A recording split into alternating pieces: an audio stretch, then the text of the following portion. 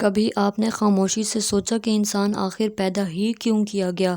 کیا ہم صرف کھانے پینے سونے اور دنیا کی دوڑ میں لگنے کے لیے آئے ہیں؟ ہرگز نہیں۔ انسان کو اللہ نے ایک عظیم مقصد کے لیے پیدا کیا۔ وہ مقصد ہے اللہ کی پہچان اور اس کی بندگی۔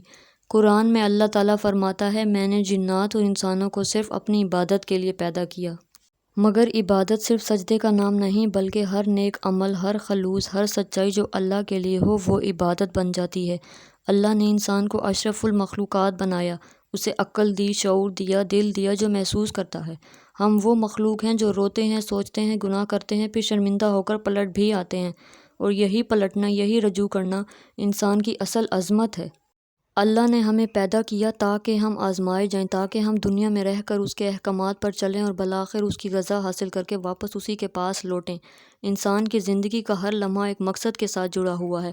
جب تم کسی یتیم کے ساتھ سر پر ہاتھ رکھتے ہو، جب تم والدین کی خدمت کرتے ہو، جب تم کسی غریب کا بوجھ بانٹتے ہو، اور جب تم دل سے یا اللہ کہتے ہو،